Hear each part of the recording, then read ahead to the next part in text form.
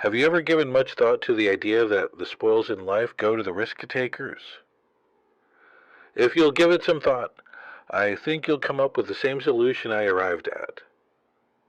A survey indicated that 98% of the men in the country are looking for security in their work.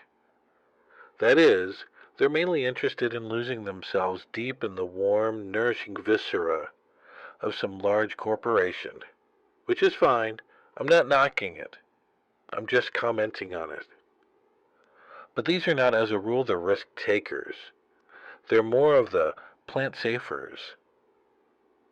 And while they can have good and successful careers all their working lives, the chances are against them hitting the big jackpot. Now, the reason I say this is because this sort of life, as a rule, does not encourage a man to do much more than he has to do. He'll usually spend his free time, which comes to something like 72 hours a week, when he's neither working nor sleeping, in pursuits not calculated to help him get ahead in the world. Now, the man who risks his spare time writing a book, painting pictures, fiddling with inventions, or continuing his education is generally the one in this kind of milieu who will advance above his fellows.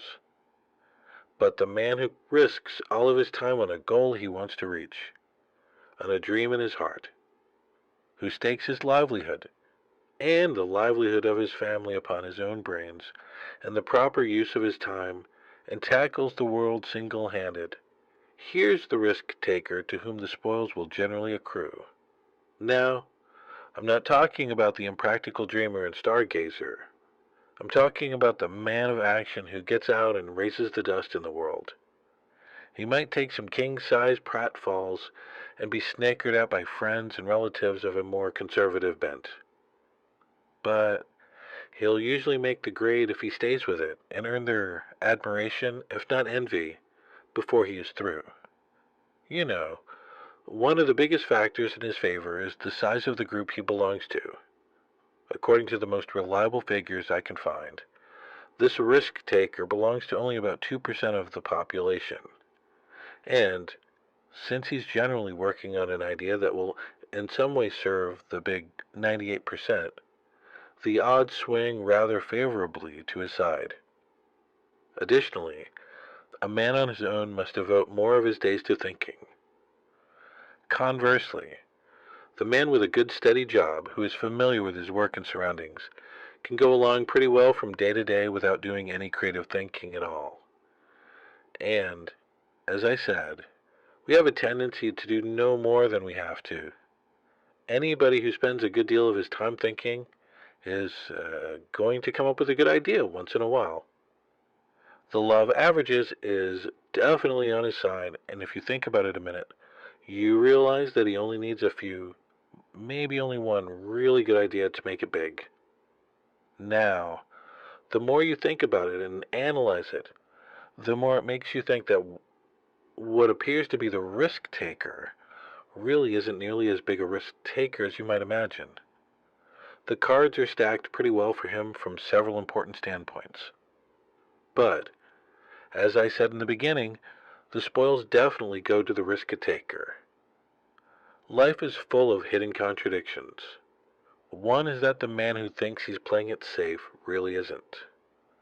And the man who seems to be taking the greatest risks, considering the law of averages, is playing it safest. People who do well in the world, being creative and willing to take a calculated risk, are people who manage to overcome the terrible after effect of failure. Any time you attempt anything in which you risk failure, you run the risk of making people laugh at you. A college professor worked many years on an invention.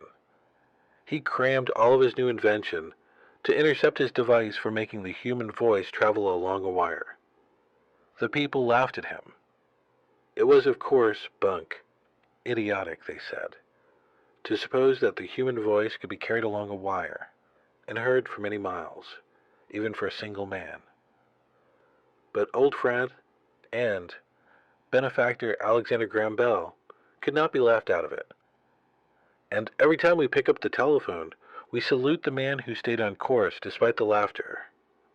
Millions of people laughing in the region could not hurt him an iota. But we stand in mortal terror of men and women who can prove themselves heroes in great fights, yet tremble before ridicule. It's a queer quirk of human nature we probably develop as children. It has cost me. It's changed the history of the world. Sometimes the price of a laugh has meant the slamming of a door to fame and fortune, or even immortality. Elias Howe invented the sewing machine, but it nearly rusted away before American women stopped laughing. Nothing could persuade them to make use of it. With their sewing done so quickly, they wondered, what would they ever do with all their spare time?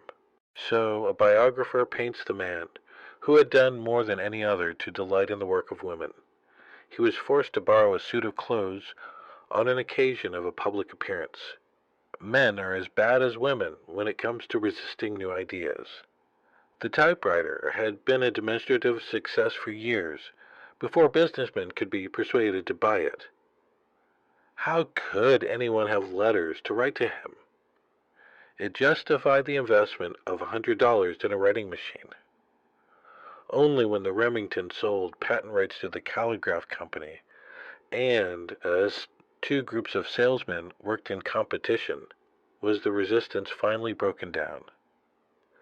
The geography faces the same kind of problem that it had when it was first introduced, just like other inventions that add to my balance.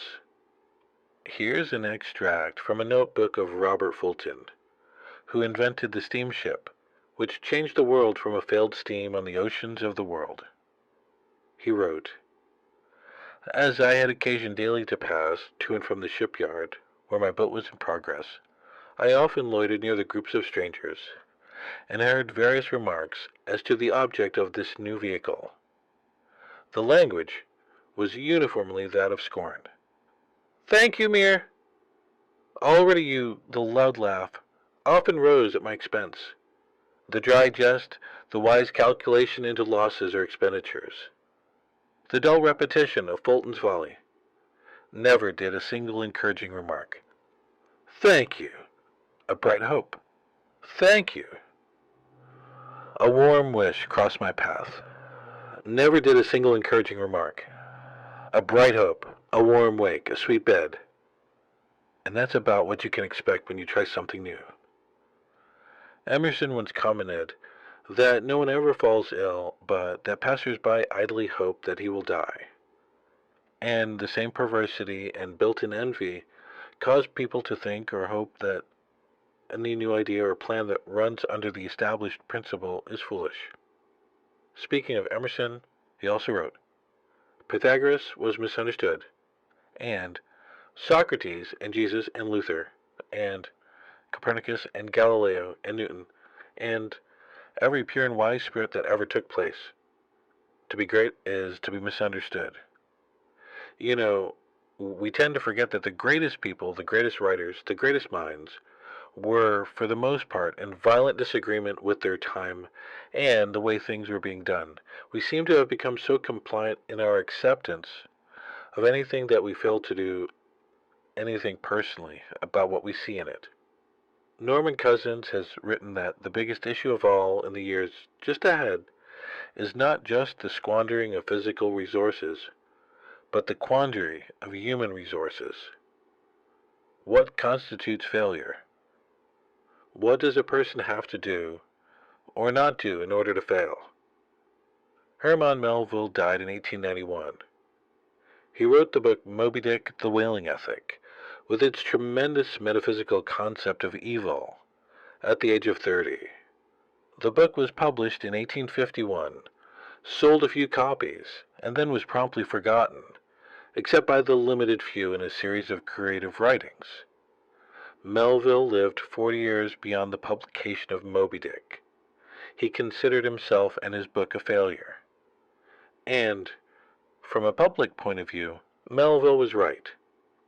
Of his other novels, Billy Budd remained unpublished for 40 years after his death, and like Moby Dick, it's since become a literary classic.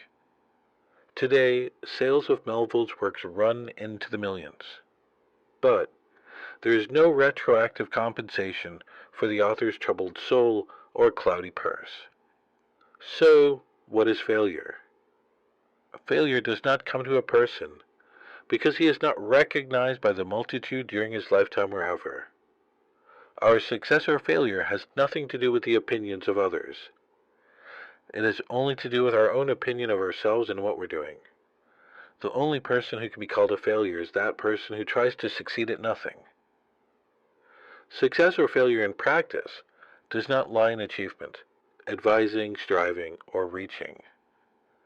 Any person who decides upon a course of action he deems worthy of himself and sets out to accomplish that goal is a success right then and there. Therefore, failure consists not in failing to reach our goal, but rather in not establishing it. Failure consists of not trying. And, certainly, Melville, along with all the others who were not recognized for their long efforts or debts, were successful in living their lives because of the fact that they strove all their lives and gave to their work the best that was in them. For every Melville that we read about, there have been millions of men and women equally successful, of whom we'll never hear. People who didn't write books and try to save the world, but who, in their own quiet way, in their own places, gave to what they had chosen, the best that was in them. Melville must have known, deeper than himself, when he finished the last page of Moby Dick, that he had not failed. Just as he could lessen how much of himself he was giving to what had been given to him, what he had chosen to do. People who play it too safe take the greatest risks. Did you know that? In the long haul, intelligent risk-takers develop the greatest security. It's the wise person who learns the importance of risk-taking. During World War II, psychologist E. Paul Torrance made a study of United States aces flying in the Pacific theater of operations.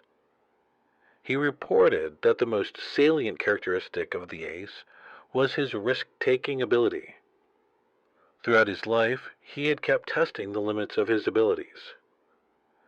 The life histories of these men showed that they were highly resistant to accidents, and in combat they suffered fewer casualties than they had ever suffered, than pilots who were inclined to play it safe.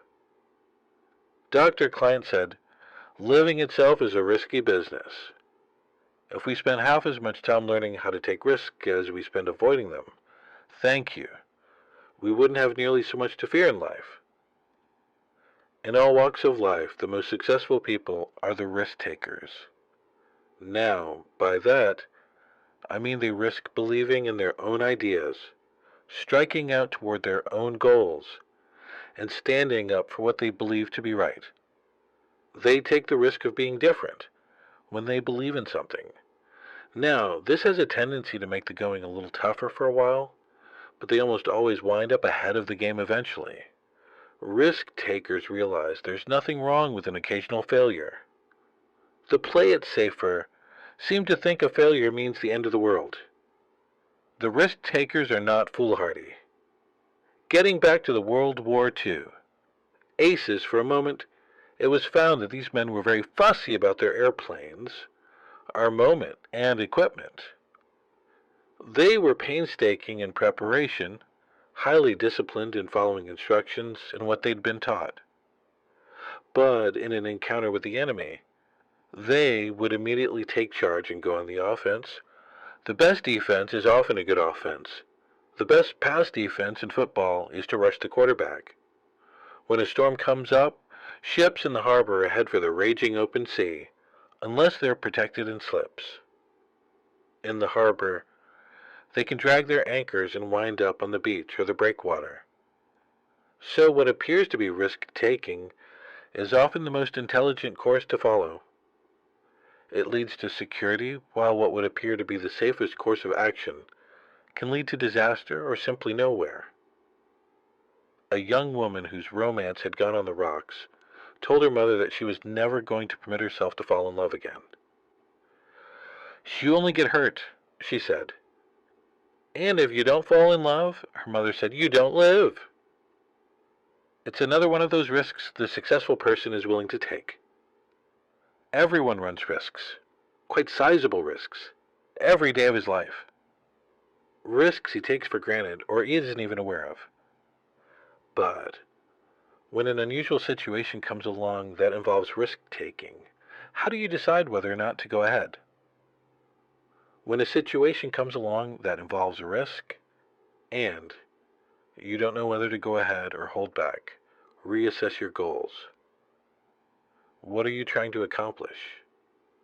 What are you working toward? Will taking this risk, if it works out successfully, help you toward your goals? There's nothing some people like to do better than to give advice. Unfortunately, a lot of advice that's dished out would have to be classified as useless information. If I had to pick a winner in the useless information department, it would probably be the advice that goes, look before you leap.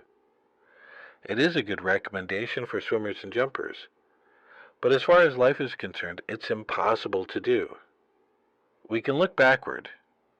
We can see the results of our past actions and learn from them, but we can't look into the future. In living, we can guess or try to predict what the future will hold, but we really can't look before we leap. As a result of this, most people simply don't leap at all. But it's a wonderful and little-known fact that for those who dare to attempt a new and seemingly difficult leap, the results are often surprisingly successful and rewarding. Now, this is something that needs some explaining and no little qualification. The leap we take should be in line with two important criteria. One, it should be towards something we want with all our heart. And two, it should be in a field in which we have a good background of experience, or at least in an area related to our past experience. Let me give you some examples. Lindbergh took the big leap when he flew nonstop across the Atlantic, the first one to ever do so. But behind him were years of flying experience, including flying the mail in all kinds of weather with virtually no navigation lanes. He couldn't see into the future as far as his success or failure was concerned, with failure probably meaning his death, but he was well prepared for the leap. And it made him rich and famous. Columbus did the same thing. He wanted to do something that had never been tried before. He believed it could be done, and he was a highly skilled sailor and navigator. He had the best ships then available for the journey. All human progress is the result of this kind of thing. And on a much smaller scale, the same principle can be applied to our lives. If there's something you want very much to do, if you know it's right, and if you're prepared to try it, the chances are excellent that you will meet with surprising success. And after you've taken the big jump, you'll probably wonder why you waited so long. Of course, there's always the risk of failure. Lindbergh could have been killed. Columbus's little fleet could have met with disaster. Einstein might have been wrong. Washington might have been defeated and hanged, along with all the signers of the Declaration of Independence by the British. But the fact is, they were not. It brings to mind again the great lines spoken by Thucydides in his funeral speech for Pericles. The secret of happiness is freedom, and the secret of freedom is courage. You'll never get elected unless you expose yourself to defeat. You'll never make it to second base if you try to keep one foot on first. You will never achieve the dream in your heart unless you take the big jump and are willing to risk in everything, even failure, on the attempt. If it's what's right for you, and you've prepared yourself as best you can for the attempt, the chances are excellent that you'll meet with success. As Lincoln put it, let us have faith that right makes might. And in that faith, let us, to the end, dare to do our duty as we understand it. No, you can't look before you leap, but you can leap. Dr. Joyce Brothers has some good advice for the fearful. She points out that everyone is familiar with fear. Normal fear protects us and provides a warning signal indicating the presence of danger. A totally fearless person is probably not too intelligent and can look forward to a very short life. But when fear is inappropriate, it can stand in the way of progress and success. It can destroy love, create failure on the job, and interfere with our ability to relate well to others. Innovation and creativity involve risk. Dr. Brothers goes on to say that the person who's afraid to take chances, who's afraid of failure, is standing in the way of his progress. In fact, an emotionally healthy person needs challenge in life. Studies show that people who are cautious to the extreme, who are afraid to take risks, even when the odds are in their favor, tend to be afraid of life itself, which of course is also a gamble. Such persons are not likely to succeed in business or anything else. So, Doctor Brothers suggests that such people practice failure. How liberating it would be for the average person to be able to walk into a room, trip over a wastebasket, have all the people in the office laugh, and then be able to laugh with them. In fact, Dr. Brothers suggests that fearful people deliberately do such things to discover that an occasional failure is no disgrace, but rather a perfectly normal part of living. I remember when I was just starting out in radio. I managed to get the part of Sky King, the lead in the famous children's radio program of that name, and I'd often be asked to make public appearances for school children. One day I flew up to Michigan to greet and sign autographs for several hundred children who were allowed out of school for the event. I flew there in a small two-seater airplane, dressed in my cowboy costume, from the hat to the cowboy boots, gun belt, the works.